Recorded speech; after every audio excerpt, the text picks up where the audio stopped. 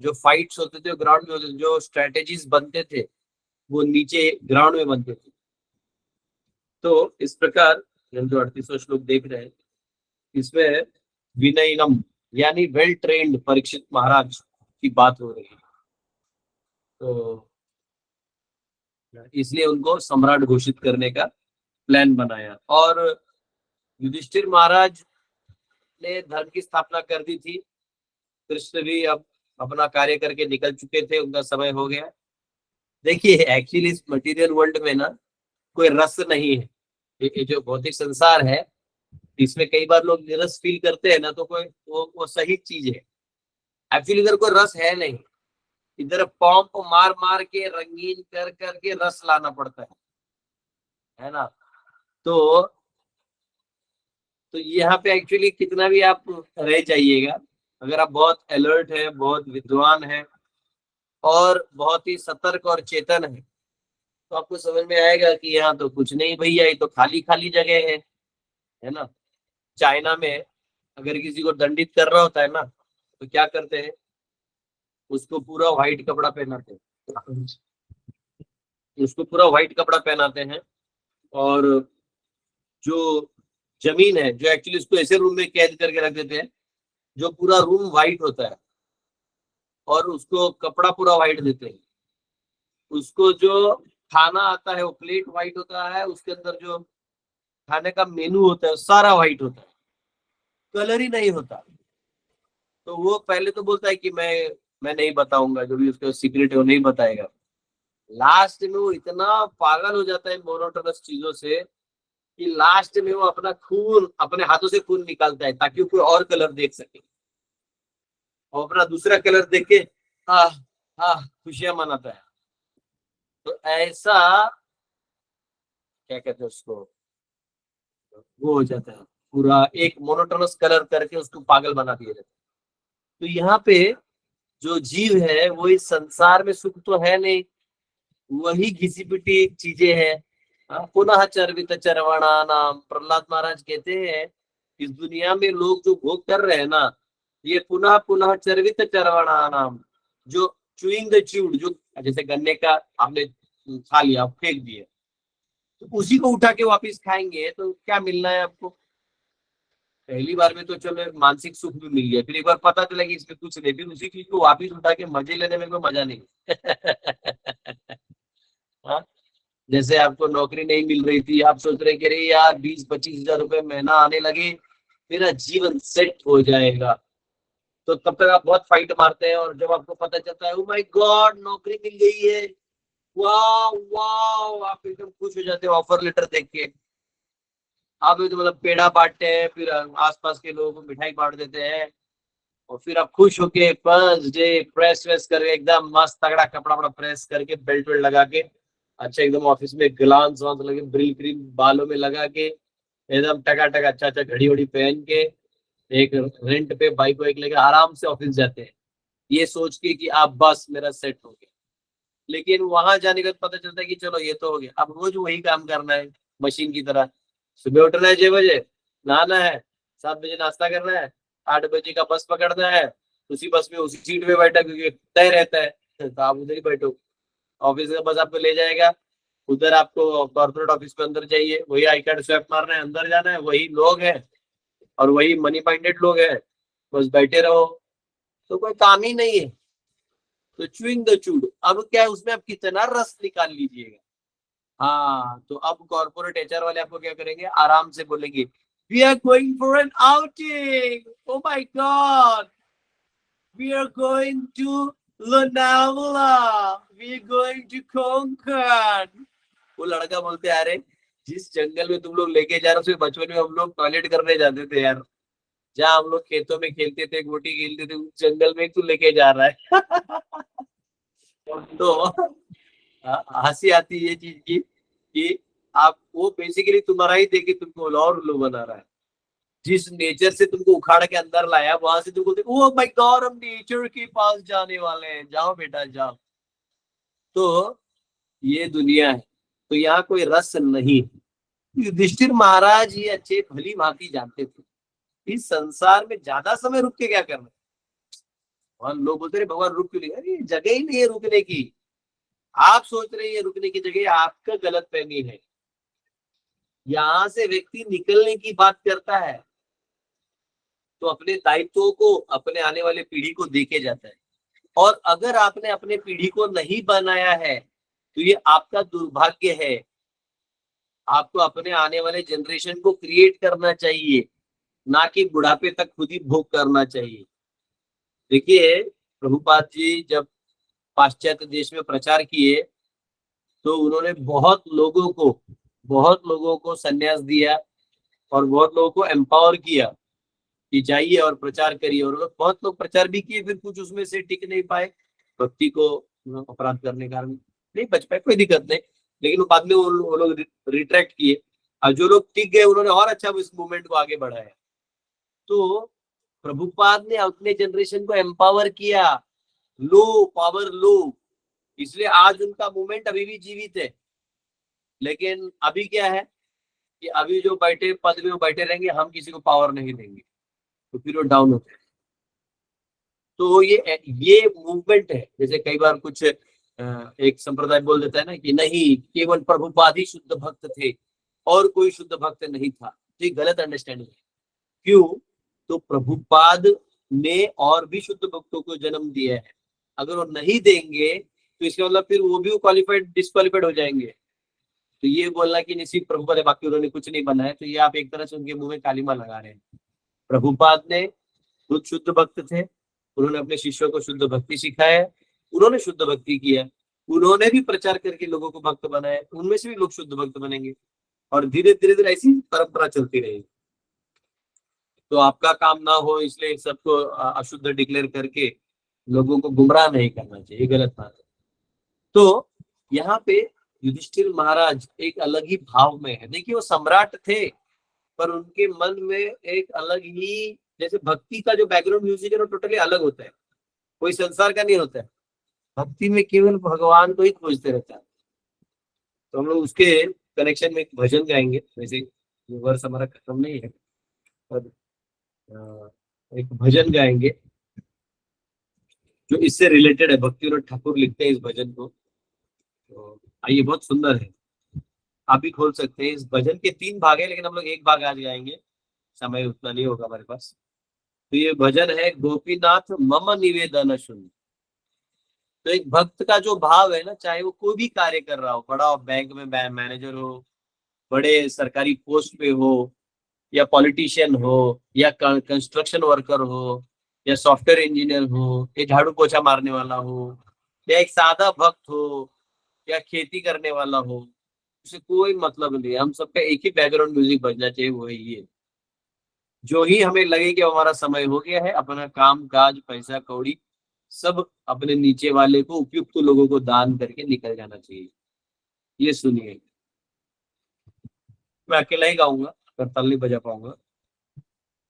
गोपीनाथ मम निवेदन सुनो, मतलब गोपीनाथ मेरी निवेदन को सुनो। विषयी दुर्जना सदा कमरत, किछु नाही मोर गुण। विषयी दुर्जन, मैं विषयी हूँ, दुर्जन हूँ, मुझमें कोई अच्छे गुण नहीं है। सदा कामरत, दिन रात मैं कर्म करने में लगा हूँ और मैं भोग करने में लगा हूँ। किछु नाही मोरा गुण, मुझ में कोई गुण ही नहीं है, ये मैं जानता हूँ।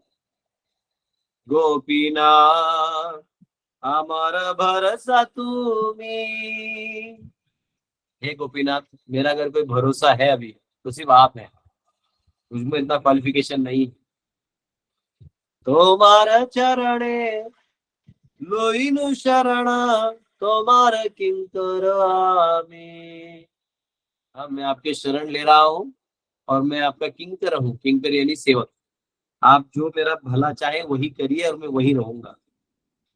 गोपीनाथ ये मन शोधिबे मोरे, हाँ, हाँ, आप मुझे कैसे ये जो है शुद्ध करोगे मुझे आप, हे गोपीनाथ। न जानी भक्ति कर में जड़मती, फोड़े संसार घोरे। हाँ, न मैं भक्ति जानता हूँ और मैं जड़मती हूँ, मैं पूरा मेरा जड़ बुद्धि है। हाँ, फोड़े संसार घोरे, और मैं इस घोर संसार में गिर गया हूँ। गोपीनाथ सकली तुम्हार माया, ये सब कुछ तुम्हारी माया है गोपीनाथ। नाही मम बल ज्ञान सुनिर्मल, स्वाधीन न है ये काया। वो कह रहे हैं मुझ में कोई बल नहीं है, और न मेरा सुनिर्मल ज्ञान है कोई, और मेरा ये काया भी स्वाधीन नहीं है, कि मुझे मेरे पास तो है पर ये मेरा नहीं है। ये है भी तो आप ही का ना प्रभु, मैं क्या इसको संभाल लूंगा, इसको भी आप ही बेड़ा पार करेंगे। गोपीनाथ नियत चरण स्थान, हाँ, आपके चरणों में नियत मेरा स्थान रखिए। मागे पामर कांदिया कांदिया, गोरो है करुणा दान। ये याचक आपके दरवाजे पे करुणा का दान मांग रहा है, और आप दानी हो, इस करुणा का दान मुझ पे कर दो। और रो रो के ये कह रहा है, कांदिया कांदिया मतलब कांदा नहीं, मराठी कांदा नहीं, कांदिया नहीं, रोना, रो रो के आपको ये बता रहा है। गोपीनाथ तुम्ही तो सकली पारो, आप तो सबको पार कर देते हैं प्रभु। दुर्जन तारिते, आप दुर्जनों को भी तार देते हैं।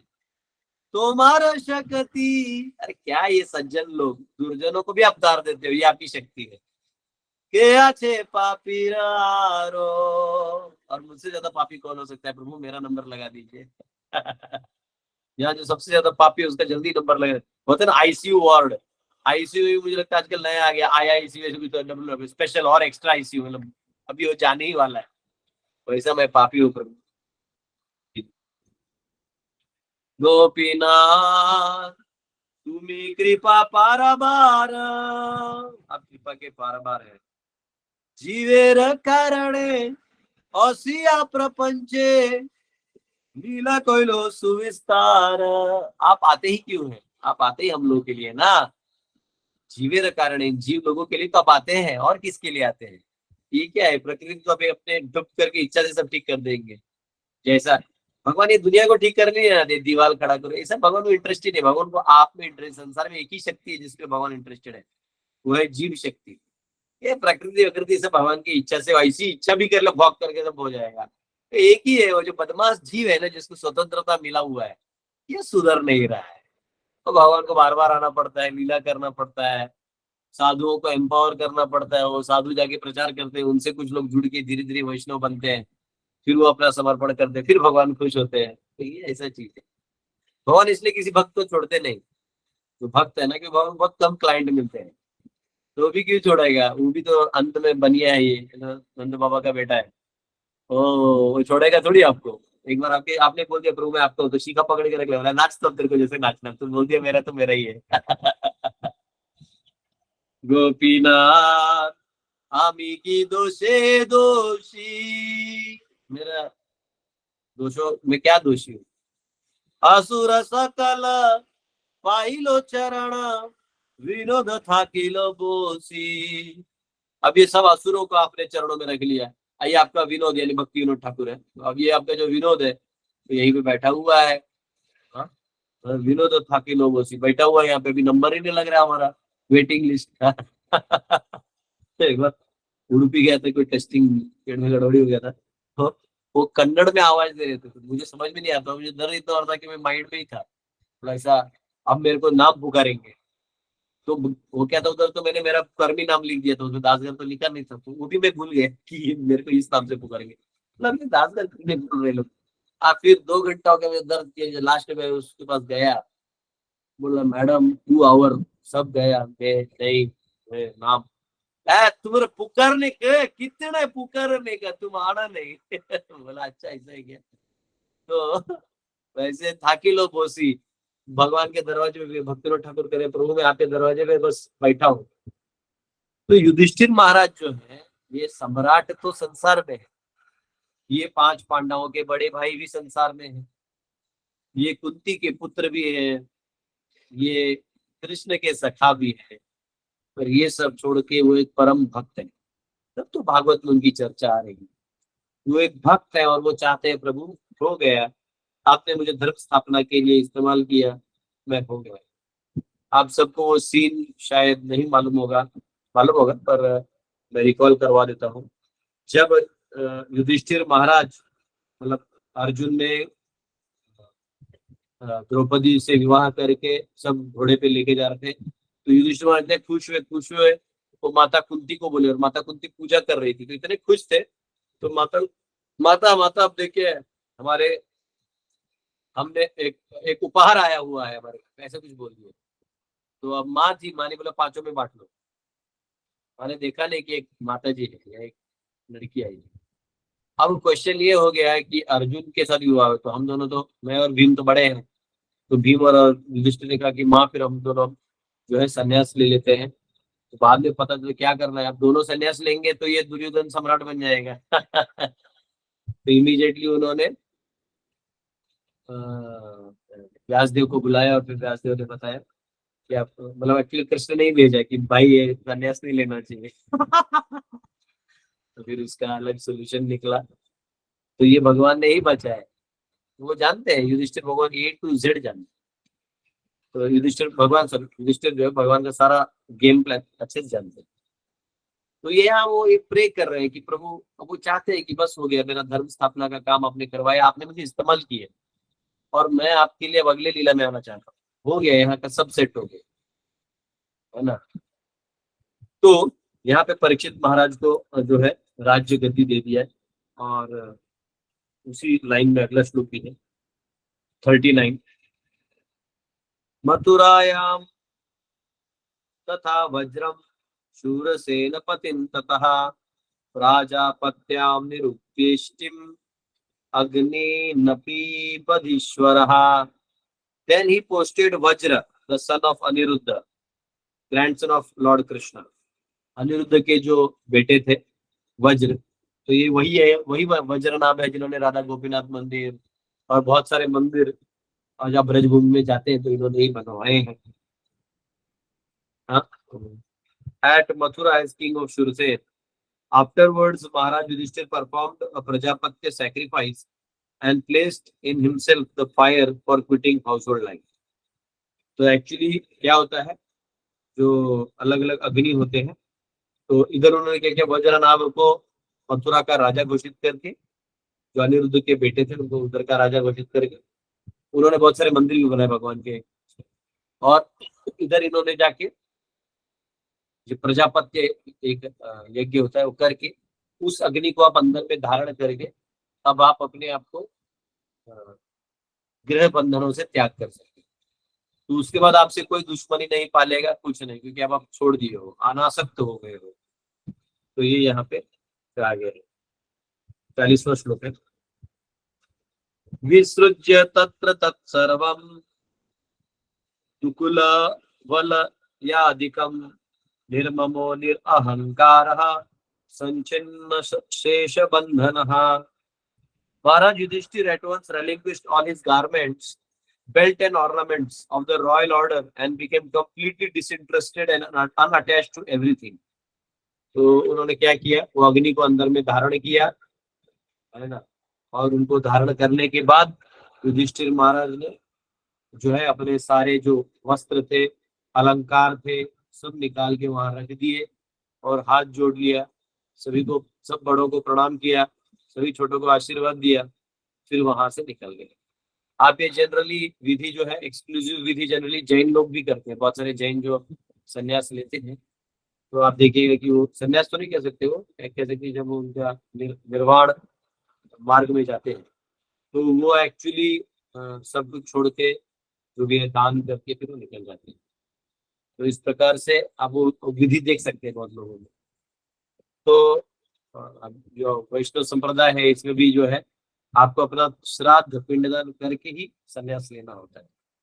तो ये बहुत बड़ा लेवल है, ये सबसे नहीं होता है, परंतु एक राजा होने के बावजूद, जो इतना आसक्ति और इतने सारे ऐश्वर्य होने के बावजूद हाँ, यहाँ एक लड़के को एक गर्लफ्रेंड मिल जाती तो जिंदगी भर उसके साथ रहना चालू कर देता है, बुढ़ापे तक नहीं छोड़ता।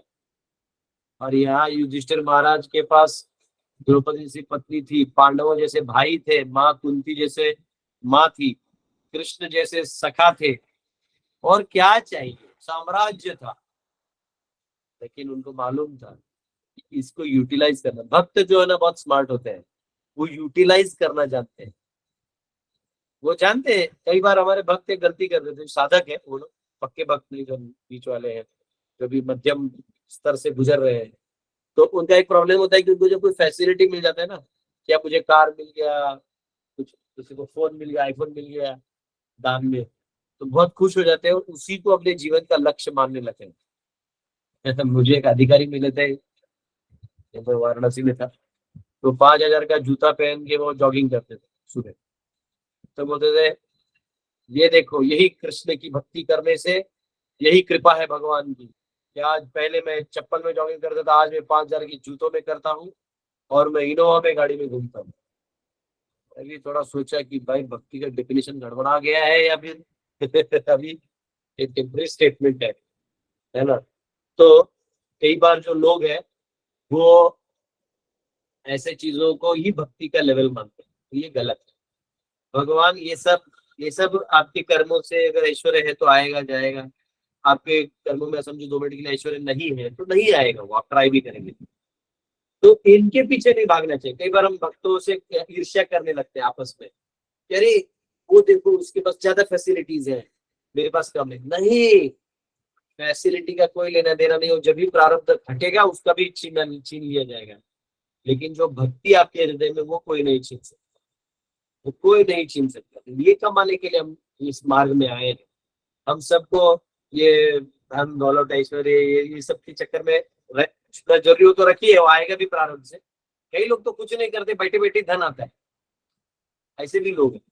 वो अलग चीज है, तो जिसका पिछले जन्मों से क्या क्या करना हम थोड़ी जानते हैं। लेकिन हमें ये चीज ध्यान रखना चाहिए कि हम भक्ति के पीछे उस भक्ति को पकड़े, हम वो धन दौलत ईर्ष्या इत्यादि इस सब को ना संभालें, ये हमारे लिए घातक है। ठीक है, तो ये हमने देखा। फिर अब अगला जो श्लोक है वो अलग है, वो थोड़ा ऐसे लगे जैसे योग सूत्र सिखा रहा हूँ। तो 41वां श्लोक कर लेंगे। बहुत बहुत धन्यवाद, मैंने घड़ी देखा नहीं, 4 एक्स्ट्रा हो गए। हरे कृष्णा, हरे कृष्ण। बात की जाए, किसी का क्वेश्चन है तो पूछ सकते हैं। यस प्रभु, हमारे सामने एक प्रभु जो पूछ रहे हैं। यस प्रभु। मुझे मेरा प्रश्न है, आपकी मानसिक की प्रकृति काल का, प्रकृति काल और कर्म को यूज करते, काल को यूज करते, वो हम लिखते भी है एक्सप्रेस वगैरह जो थोड़ा ज्यादा है। तो और गीता में ये भी कहा गया है कि भगवान कालों की तरह कर सकते, भगवान ही काल, काल के रूप में वो आध्यात्मिक प्रकृति करा। तो ये काल क्या मात्र, हाँ देखिए काल ऐसा है, प्रकृति काल को ज्यादा यूज नहीं कर पाएगी, काल डायरेक्टली काम करता है। पर काल का एक खंड काल होता है जो सन के मोशन से बनता है। तो प्रभु जी पूछ रहे हैं कि ये काल, काल के बारे में पूछ रहे हैं। तो जो खंड काल है जो बनता है, उस प्रहरों को प्रकृति यूज करके गुणों में डाल देती है। तो थोड़ा वो एक इंटरवोवन चीज। जो ओरिजिनल काल है वो तो प्रकृति को भी ना, मतलब महत्त्व से प्रधान और प्रधान से महत्त्व बना देता है। तो ये जो काल है, जो भगवान कहते हैं मैं वो काल हूँ, तो भगवान वो काल कह रहे हैं, महत काल है, महाकाल। और उसके बाद जो खंड काल में तो वो ये माया यूज कर लेती है सूर्य के माध्यम से। तो ऐसा है, और दोनों भी काल अपना अपना काम करते हैं। ये काल जो है दिन रात लाता है, 3 गुणों का परिणाम परिणाम आपके ऊपर लाता है। दिन रात, सुबह हो गया अच्छा लगेगा, रात हो गया तमोगुण होगा। और वो जो काल है वो प्रकृति के सारे जो एलिमेंट्स है, इनका जो डिटीरियोरेशन इत्यादि होना है, क्रिएशन होना है, वो काम को वो काल करता है। काल को समझना इतना आसान नहीं। यस, हेमलता माता। हरे कृष्ण प्रभु जी, दंडवत प्रणाम प्रभु जी। प्रभु जी मेरा ये क्वेश्चन था कि जैसे ये अब ये श्राद्ध का महीना आने वाला है, तो क्या उस टाइम में हम मथुरा या वृंदावन धाम में जा सकते हैं? सॉरी, है ना, मेरे को एक कॉल आ गया, मैं आपका सुन नहीं पाया था। एक मिनट, मैं इसको थोड़ा साइलेंट कर देता हूँ। क्या होता है? ओके, इसको साइलेंट, यस, एक बार वापस पूछिए। प्रभु जी, मेरा क्वेश्चन ये था कि जैसे अभी श्राद्ध का टाइम शुरू होने वाला है, तो क्या श्राद्ध के टाइम में हम मथुरा या वृंदावन धाम में जा सकते हैं, या वहां जाने का इस टाइम में बेनिफिट मिलता है? देखिए, वृंदावन जो है ना, ब्रज भूमि जो है, ये ये रूल्स रेगुलेशंस के बाहर है। ये तीर्थ नहीं है, ये भगवान का घर है। यहाँ जब कृष्ण की याद आए चले जाओ। ये नियम 3 गुणों से परे है, ट्रांसेंडेंटल है, दिव्य है। इसमें कोई नियम कानून नहीं। आपको जब कृष्ण की याद आए पहुंच जाना। ये कर्म कांड का कैलेंडर तभी देखने का जरूरत नहीं है, उससे परे है ना, उसका कोई प्रॉब्लम नहीं। Thank you Prabhu ji. Hare Krishna. Yes, Manju माता। हरे कृष्ण प्रभु जी। हाँ, 39वें श्लोक में जो प्रभुपाद जी का जो तात्पर्य है लास्ट में दिया है, वो किसी भी व्यक्ति को जीवन की चरम सिद्धि प्राप्त करने के परम कार्य की अर्थात भगवत धाम जाने की उपेक्षा करने की आत्मघाती नीति नहीं अपनानी चाहिए। प्रभु जी, ये समझ में नहीं आया कि उपेक्षा करने की आत्मघाती नीति क्या है, इसके बारे में। आत्मघाती यानी मतलब, अब मैं पढ़ लेता हूँ इंग्लिश में, पता नहीं लेकिन कुछ और बोल दूंगा। इतना मैं समझ रहा हूँ कि लोग कई बार शॉर्टकट मारते हैं। कौन सा श्लोक बोला? 39 जी। 39 में। अब आपकी हिंदी को मुझे इंग्लिश में ट्रांसलेट करवाना है।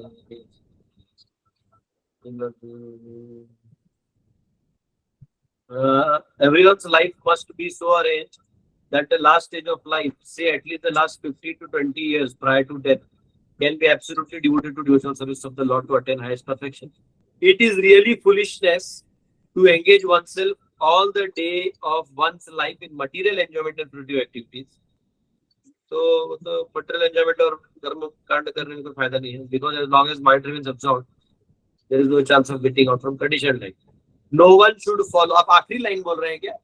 ये आखिरी लाइन, आखिरी वाक्य। No one should follow the suicidal policy of neglecting one's supreme task of attaining highest perfection of life, namely going back home, back to Godhead. तो ये कह रहे हैं कि वो कह रहे हैं निग्लेक्ट नहीं करो, ये आत्महत्या करने के बराबर है। भगवत धाम जाने का जो कार्य है ना जी, इसको निग्लेक्ट यानी नकार नहीं करो, ये आत्मघाती है, ऐसा कह रहे हैं। हाँ, मतलब ईशोपनिषद में वो श्लोक आता है ना, आत्महा, वो श्लोक क्या है? पूर्वन्यवेह कर्माणि, फिर तीसरा श्लोक है पूर्वन्यवेह कर्माणि जिजी विशेषतम समः एवं न कर्म लिप्यते नरे। तीसरा वाला क्या है? इतना रट्टा मारा। तीसरा श्लोक क्या है? इसमें मतलब खुद को, आत्मा को मारने वाला काम है। अगर हम भगवान का कार्य नहीं करते, ईश चेतना में नहीं जीते तो आत्मा है। अपने आप को हानि जाना। हाँ, क्या है वर्ष, क्या है? इतने सारे स्कॉलर हैं, सब भूल गए। तीसरा श्लोक मेरे को फर्स्ट वर्ड भी याद आ जाएगा। चलिए कोई बात नहीं। ईशोपनिषद मंत्र 3। असूर्य नामते लोका असूर्या नामते लोका अंधेन तमसा वृता तामस्ते प्रत्याभिगच्छन्ति ये के चात्महनो जनः। आत्महन यानी आप आत्मा की ही हत्या कर देंगे अगर आप ईश्वर चेतना में जीवन नहीं जीते हैं। तो यहाँ वो कह रहे हैं ऐसा सुसाइड नहीं करो कि आप दुनिया में कार्यरत हो और भगवान के धाम जाना भूल गए, उसमें कार्य करना भूल गए। तो अपना 15-20 साल जो है अंत वाला, वो ऐसे कामों में लगा हुआ। जी, यस, गर्व जी। जी, धन्यवाद प्रभु जी। हरे कृष्ण प्रभु जी। प्रभु जी, प्रभुपाद जी ने अपने परपोर्ट में तो लिखा है कि हमें भगवत धाम जाने की इच्छा नहीं करनी चाहिए। ना, यहाँ इंग्लिश में मैं पढ़ के सुना रहा हूँ आपको, सुनिए। आप भी नमूना है, ऐसा कैसे बोल देंगे प्रभुपाद? ये देखो इंग्लिश में क्या लिखा है। नो वन यानी कोई भी, शुड फॉलो, कोई भी ऐसा पालन नहीं करेगा द सुसाइडल पॉलिसी, ये आत्मघाती पॉलिसी, कौन सा policy? Of neglecting one's supreme task, अपना जो सुप्रीम टास्क है उसका तिरस्कार करने का जो कार्य है ये नहीं करना है आपको। तो क्या हो रहा है, यानी एक्चुअली इसको सिंपल ऐसा लिख देते कि इस टास्क को सीरियसली लो, लेकिन वो क्या है ना कि कुछ लोग सीधे से नहीं समझते, तो प्रभुपाद उनको ऐसे ऐसे करके ऐसे चाट मार रहे हैं वो कह रहे हैं, यानी जैसे आपको मैथ्स में लॉजिक होता था ना, minus of bracket minus of 5 -6 -4, तो वो आदमी का मैथमेटिक्स गड़बड़ा जाता है। अरे -5 माइनस माइनस ये प्लस होगा तो उसमें ब्रैकेट का तो माइनस होगा कि ये माइनस पहले होगा कि वो प्लस पहले होगा बॉडमास रूल हो गया है। तो यहाँ बॉडमास नहीं बदमाश रूल हो गया, तो ये क्या हो गया? नो वन, कोई भी नहीं, ऐसा नहीं करना, कोई भी। कौन नहीं करना? सुसाइडल पॉलिसी आत्महत्या की तरह है। क्या? निग्लेक्टिंग, यानी जो तिरस्कार या निग्लेक्ट यानी जो ध्यान नहीं देना। क्या चीज पे ध्यान नहीं देना? One supreme task of attaining highest perfection of Golok, जो गोलोक प्राप्त करने का जो टास्क है सुप्रीम है, इसको निग्लेक्ट करने का गलती नहीं करना, ऐसा बोल रहे प्रभु जी भगवत गीता के परपोर्ट में उन्होंने लिखा था कि जो प्योर डिवोटी होता है भगवत धाम की भी इच्छा नहीं करता है। सुनो प्रभु जी, सुनो प्रभु, ये ना कभी भी आचार्य जो स्टेटमेंट लिखते हैं तो उसको पहले उसकी ग्रेविटी को समझना। जब प्रभुपाद इधर लिख रहे हैं ना, तो यहाँ वो युधिष्ठिर महाराज जिस ग्रेविटी से भी संन्यास ले रहे हैं या घर छोड़ रहे हैं, उस मुद्दे को उठा के आपको बता रहे हैं। अब वो जो आप दूसरा स्टेटमेंट बोल रहे हो ना, जो प्रभुपाद बोलते हैं कि बैक टू गॉडहेड भी जाने का नहीं सोचना चाहिए, वो डिवोशन के हाईएस्ट लेवल का चीज है, वो यहाँ पे कंटेक्स्ट में नहीं आएगा। वो उससे हाईएस्ट है कि आप भक्ति कर दिए, सब छोड़ दिए, और उसके बाद अब आप जो है भगवान की सेवा के लिए कहीं जाने को तैयार हो, तब फिर गोलोक की भी बात नहीं होगी। तो वो प्रभुपाद शुद्ध भक्ति, अनन्य भक्ति के जब परपोर्ट्स लिखते हैं ना, तब वो बात करते हैं। यहाँ आपको समझाया जा रहा है कि पहले जो कीचड़ है उससे निकलो। तो मैं तो कह रहा हूँ कि ये स्टेटमेंट पहले हम सब के लिए है, फिर जब आप उस स्टेज पे चले जाओगे तो आप समझोगे अरे ये गोलोक क्या है। यहाँ पे जहाँ आप सेवा कर रहे हो ऑलरेडी कृष्ण आपके साथ है, आप ऑलरेडी गोलोक हो, तो हाईएस्ट लेवल है।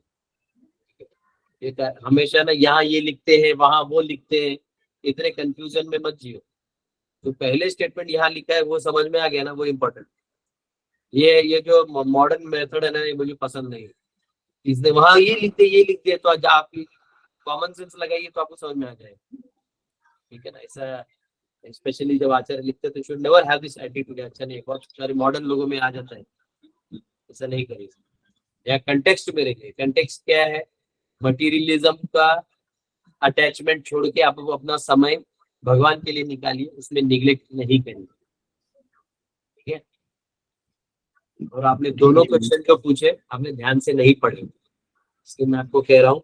पहला भी क्वेश्चन ऑलरेडी माता जी को आंसर कर दिया था, फिर भी आप जानबूझ के उसको पॉइंट आउट कर रहे हैं।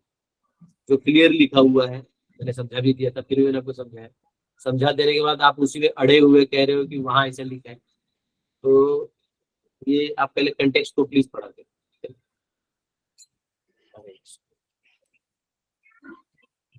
यस इंद्राणी माता जी। हरे कृष्ण प्रभु जी, धन्यवाद कहना। प्रभु जी वो जो उल्टा पैर और सीधा पैर है ना, आपने जो समझा डायग्राम, ये दोनों पैर कौन सी स्थिति में मिलते हैं, तो कौन से पॉइंट पे मिलते हैं, और हम उस स्थिति तक कैसे पहुंच सकते हैं?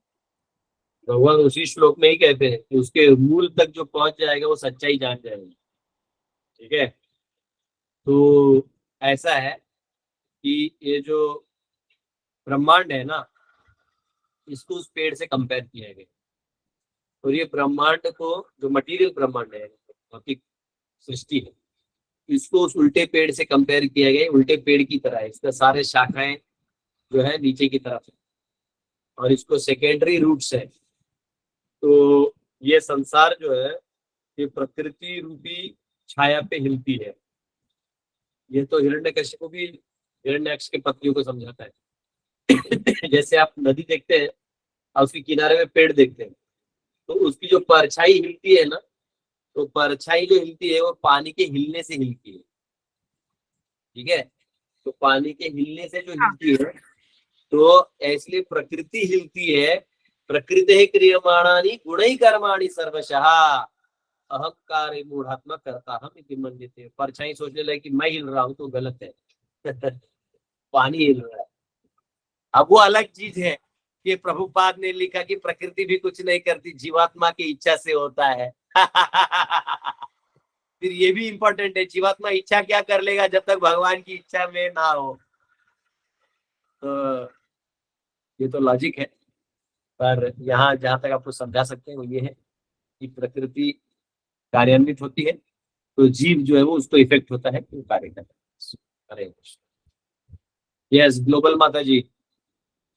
हरे कृष्ण प्रभु जी। प्रभु जी, तीर्थ और धाम जाने से क्या लाभ होता है? लाभ क्यों करना है, बस बंद करिए। लाभ के लिए काहे जाना है? भगवान का स्थान है, जहाँ जहाँ गंगा मैया है तो प्रयाग चले जाइए, वाराणसी के किन घाटों में घूमिए, महादेव जी का नाम लीजिए।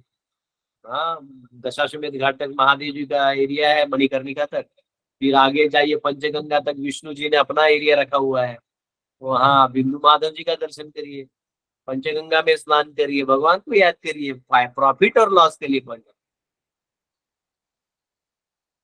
प्रॉफिट लॉस नहीं, मतलब जिंदगी मुझे में क्या इतना बदलाव है? बताइए, आपका समझो बेटा कहीं पढ़ रहा है, वो आपको जाने का मन नहीं करता उसके साथ 2 दिन बैठ के उसको कुछ लड्डू खिलाने का, या फिर हाँ। तो करता है। क्यों करता है? वहाँ प्रॉफिट है आपका कुछ? वो तो आपका 10 रुपए का लड्डू खाएगा, तो प्रॉफिट की थोड़ी है, वहाँ पे रिश्ता है। अच्छा। जहाँ रिश्ता नहीं है वहां आदमी प्रॉफिट की बातें करते हैं। हम्म। हमारा प्रयाग से रिश्ता है।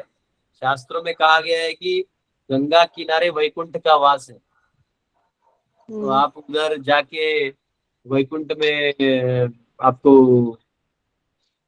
वास करना चाहिए। प्रॉफिट का क्या लेना है? अचार डालना प्रॉफिट का। हाँ, प्रॉफिट मतलब समझने की जिंदगी में क्या बदलाव आता है धाम कुछ घूमने बदलाव से? नहीं आएगा। बदलाव क्या है लाना है? ये तो अपना रिश्ता जोड़ना है भगवान से। बदलाव क्या लाना है? क्या बदल जाएगा? कोई काला है तो गोरा हो जाएगा? हमें तो कितनी बार डुबकी लगाया हूँ, आज तक कुछ नहीं हुआ मैं। हाँ? और गब्बर आज भी बोलता है तेरा क्या होगा कालिया, बोलता प्रभु आप सही बोल रहे हैं, मेरा कुछ नहीं होगा। तो न कोई काला का गोरा हो। कई बार लोग जाते हो गंगा किनारे, जाते हो मट्टी वट्टी रगड़ के लगाते कि गोरा हो जाएंगे। मैं बहुत बार लगाया, कुछ हुआ नहीं उसका। लोगों ने फोटो भी खींचा फिर डिलीट कर दिया। तीर्थों में जाइए, दक्षिण भारत जाइए, बड़े बड़े मंदिरों में देखिए भगवान को कितना प्रेम से लोग भजन करते हैं। वहां उधर बैठिए, वो भजन सुनिए, अपने हृदय में भगवान के प्रति प्रेम लेके, उनकी यादों को लेके अपने घर जाइए, अपने घर में उनकी सेवा करिए, रिश्ता बनाइए। ये बनिया जैसे इधर क्या प्रॉफिट होगा, तो इससे क्या फायदा होगा, सब विचार अब थर्ड क्लास विचार है। सब विचार भक्ति मार्ग में अच्छे नहीं। हमारा विचार होना चाहिए कि मैं भगवान के लिए क्या करूं। रिश्ता है कि रिश्ता होना, संबंध बनाइए भगवान से। यस, एमजे माता। हरे कृष्णा प्रभु जी, प्रणाम। प्रणाम। Amazing lecture, Prabhuji. My question was related to this only, that how to have that attraction toward Lord Chaitanya Mahaprabhu, because I have more attraction toward Krishna and Radharani in that subtle way. But how can I have this attraction toward Lord Chaitanya Mahaprabhu? मुझे वो वाला भाव नहीं है। चैतन्य महाप्रभु, माता जी पूछ रही कि चैतन्य महाप्रभु के प्रति मेरा आसक्ति कैसे होगा, क्योंकि मैं राधा और कृष्ण को बहुत भजन करती हूँ। वैसे माता जी ने बहुत अच्छा भजन भी गाया था। आज मुझे एक्चुअली कृष्ण लाल जी को मौका देना था, टाइम है। कृष्ण लाल जी को भूल जाता हूँ। तो माता जी ने भी अच्छा भजन गाया है, कभी आप यहाँ भी गा सकते हैं। तो प्रभु जी, whenever you allow. हाँ, आज कृष्ण लाल जी का नंबर है, नहीं तो वहां से हरियाणा से गोली चला देगा वो। So Prabhu ji sings very well. I heard him. He sings so good. वो क्या करेगा बेचारा, घर में परेशान है तो अंदर से संगीत के तार बज रहे हैं।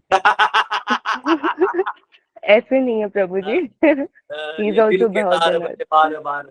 आज जब हम लोग ब्रह्मचारी थे तो थे नहीं, मतलब जब भी नए नए ज्वाइन किए थे तो हम लोगों Yeah. को प्रेसिडेंट बहुत धुलाई करते थे। ये हर चीज में डांट खाना पड़ता था, ये ऐसा है वैसा है, हर एक को डांट खाना पड़ता था। तो एक बार कोई तो क्विज कॉन्टेस्ट था, तो वो 1.5 महीना हो गया, कुछ डेट्स पार हो, तो मैं प्रभु जी के पास गया था, तो प्रभु जी उसको ऐसा डांट दिया ना, बहुत बुरा लगा था, बहुत मतलब हाँ, मतलब इतना दर्द हो गया था। उस दिन वो जो पेटी बजा रहा था ना, मेरा साउंड का उतना है नहीं, मुझे सारे धुन मतलब ऐसे लग रहे थे, आत्मीयता हो रही थी पेटी के साथ। मैंने भी उसके जाने के बाद पेटी में उंगली डाल के ना म्यूजिक सीख रहा था। अगर मैं और थोड़ा 2 दिन दर्द में रहता ना तो मैं सीख जाता, तो तब तक तो फिर वो दर्द उठ गया, क्योंकि मैं पॉलिटिकल दिमाग का हूँ, वो हट गया उससे। तो एनीवेज देखिए, चैतन्य महाप्रभु जो है, तो चैतन्य महाप्रभु अन्य कोई नहीं है, श्री कृष्ण चैतन्य राधा कृष्ण नहीं है। तो चैतन्य महाप्रभु जो राधा कृष्ण स्वयं है, और वो कृष्ण है जो चैतन्य राधा रानी की कांति को लेकर, उनके भाव को लेकर भक्ति कर रहे हैं। तो ये उनका जो पर्पस है, तो आप चैतन्य चरितामृत पढ़ सकते हैं कि 3 इंटरनल पर्पसेस और 3 external purposes of appearance of lord Chaitanya. Mahaprabhu किस भाव से आए हैं, बाह्य कारण 3 है, आंतरिक कारण 3।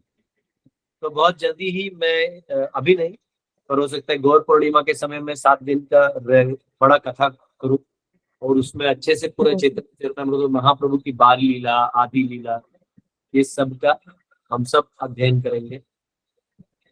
तो ये सब जो है, तो उसमें क्या है कि क्योंकि आपने चैतन्य महाप्रभु और श्रवण नहीं किया है ना, इसलिए वो कृष्ण No, ही Prabhu है। ji.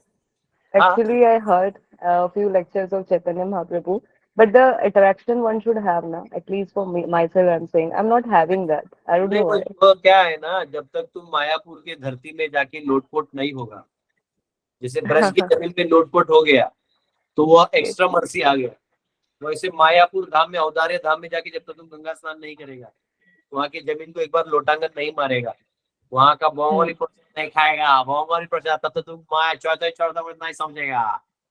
चैतन्य बोंगोली एक नंबर, शाक शुक्का, इतने सारे आइटम होते, माय गॉड।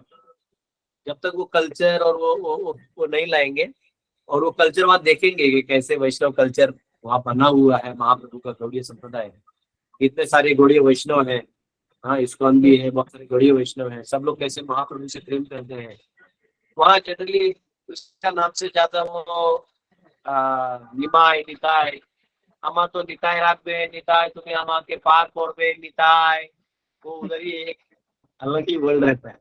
तो जब तक आप उन भक्तों के बीच में नहीं जाएंगे, संग नहीं लेंगे, तो वो थोड़ा सा, तब तक आपका ये राजस्थान और गुजरात वाले वृंदावन की ओर घुसते रहेंगे।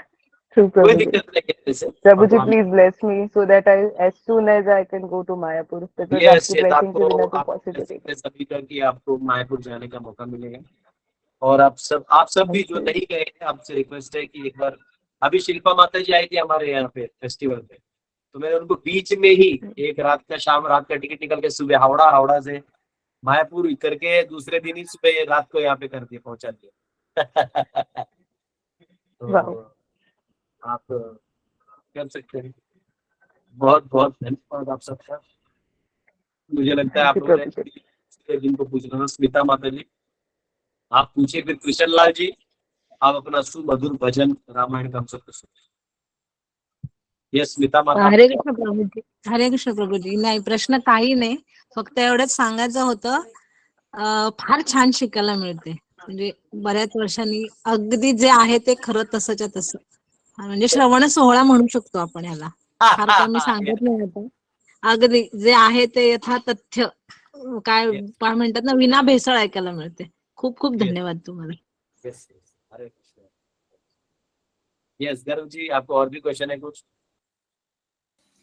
हाँ प्रभु जी, मुझे मून का साइज पूछना था एक बार। मून का साइज देखिए, मुझे लगता है वो मैंने मेरे कॉस्मोलॉजी में दिया था, मेरा नोट्स नहीं है सामने। उनका चैरियट होता है प्रभु जी, चैरियट का साइज होता है, और अगर मैं मिस्टेकन नहीं हूँ तो 100 हॉर्सेस का उनका रथ है, बड़ा है। अभी वो एक्चुअली हमको जो दिखता है ना प्रभु, वो गोल दिखता है, एक्चुअली वहां पे वो चैरियट और प्रॉपर एक लोक है, तो उसका डिटेल मैं थोड़ा आपको खोज के ही बता पाऊंगा। अगर आपको खुद खोजना है तो वायु पुराण में इसका डिटेल बहुत है। मुझे आज भी याद है, मैंने वायु पुराण में वो टैग करके रखा हुआ था। मेरे लाइब्रेरी में है, लेकिन मैं उठ के जाऊंगा फिर निकालने में टाइम लगेगा। तो ट्राई करूंगा, कल मैं निकाल के रखता हूँ आपके लिए, अगर मिलता है तो। रथ का साइज और कितने लोग हैं वहाँ। 3.3 मिलियन देवता एक साथ उस लोक में रहते हैं, और जो सोमरस पीते रहते हैं। ऐसा है। मैं दे दूंगा आपको डिटेल्स, कल ट्राई कर। तो प्रभु जी जो राहु और केतु हैं वो पृथ्वी से ज्यादा पास में है मैं कि दूर है? कॉस्मोलॉजी पढ़ाऊंगा तब सब डिटेल में पढ़ाऊंगा आपको। प्रभु हवा जी में आप ना बोल नहीं पाऊंगा, क्योंकि क्या होता है, देखिए मैं बता रहा हूँ, ये रिकॉर्ड होता है ना, तो मैं जो बोलता हूँ वो फिर मेरा ही स्टेटमेंट मेरे को गोली मारते हो। तो जो सब्जेक्ट है ना कॉस्मोलॉजी, तो एक्सक्लूसिवली मैं अभी आने वाला दशहरा के बाद वेदांत सूत्र, कॉस्मोलॉजी, 12 उपनिषद, अर्थशास्त्र, नीति शास्त्र, षड दर्शन, वर्णाश्रम, ऐसे बहुत सारे सब्जेक्ट्स हैं जो पढ़ाने वाला। तो आप चिंता नहीं करिए, बहुत अच्छे से पढ़ाऊंगा। और कॉस्मोलॉजी पढ़ाऊंगा तो उसमें सारे डिटेल आपको मिल जाएंगे। मैं जान रहा हूँ, देखिए आप क्यों लोड लेते हैं। वो लोग चांद पे तो वैसे भी आदमी नहीं भेजा, वो किसको भेजा है, क्या दिक्कत है, आने दो ना भाई। टैक्स का पैसा रोटेट करना सरकार का काम है। अगर पैसा रोटेट नहीं करेगा तो साइकिल चलता नहीं।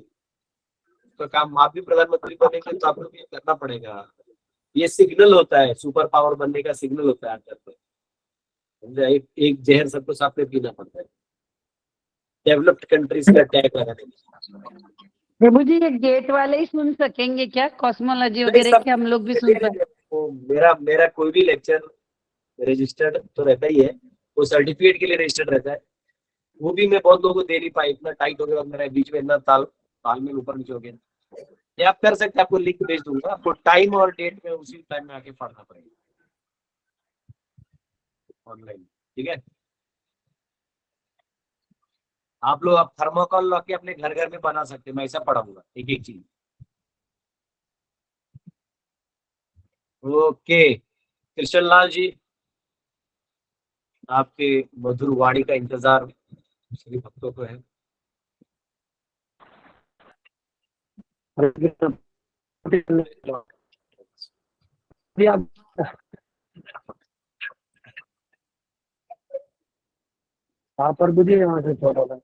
आपका ऐसे ही मजाक किया, संगीत का ऐसे मजाक किया तो आप मन में नहीं लीजिएगा। जय जय राम हो रघुनंदन मंदिर मंदिर मंगल गाए माता किया प्रणाम राम सिया राम जय जय राम हो भक्ति को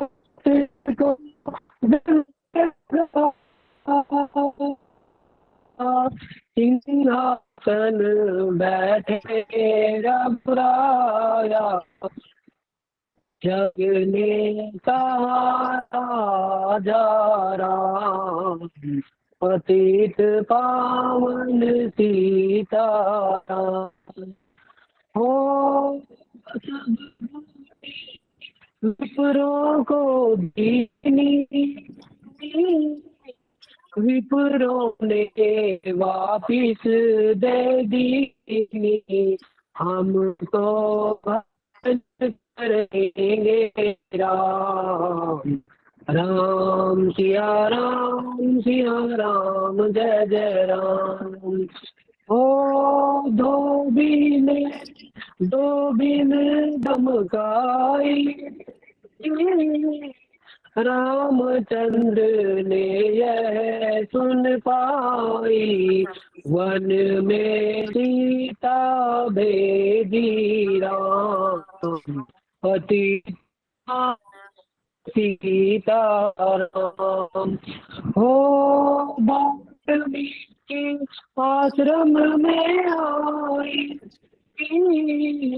नव वह खुश हुए जुड़ माँ भाई, धीर वीर ज्ञानी बलवान, राम सिया राम जय जय राम। ओ असव में यज्ञ की नाराम, सीता बिन सब छूने कामा, लव कुशवाहा दियो पहचान, पतित पावन सीताराम। ओ सीता बिना कुलाई, भूमि से यह विनय सुनाई, मुझको अब दीजो विश्राम, राम सिया राम जय जय राम। ओ सीता भूमि में माई समाई, उनकर चिंता करे रघुराई, ब्रह्मचारी बन गए सिरवर राम, पतित पावन सीताराम। हो राम राजन सुख पावे, प्रेम मगन हो हरि गुण गावे, दुख कलेश सारा नाम, राम सिया राम जय हो। हजार परस पर्यंता, राज सिन श्री लक्ष्मी कंता, वैकुंठ पधारे राम, पतित पावन सीताराम। हो वैकुंठ नर नारी सबने गति पाई, शरणागत प्रतिपालक राम, राम सिया राम जय जय राम। हो तुलसीदास ने लीला गाई,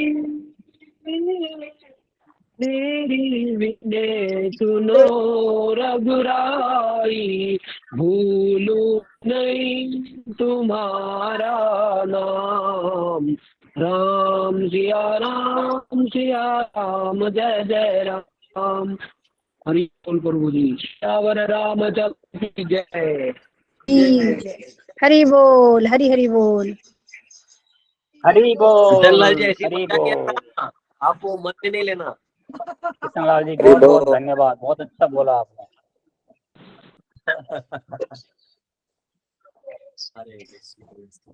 तो हम लोग कल मिलेंगे, दो लोगों ने हाथ ऊपर किया, लेकिन हम लोग कल आप सबका क्वेश्चन आंसर ले पाएंगे। बहुत बहुत धन्यवाद आप सबका। हरे हरे कृष्ण प्रभु, हरे दंडवत प्रणाम। हरे कृष्णा प्रभु जी, प्रणाम प्रभु जी। दंडवत प्रणाम। हरे कृष्ण प्रभु जी, दंडवत प्रणाम। हरे कृष्णा प्रभु जी। हरे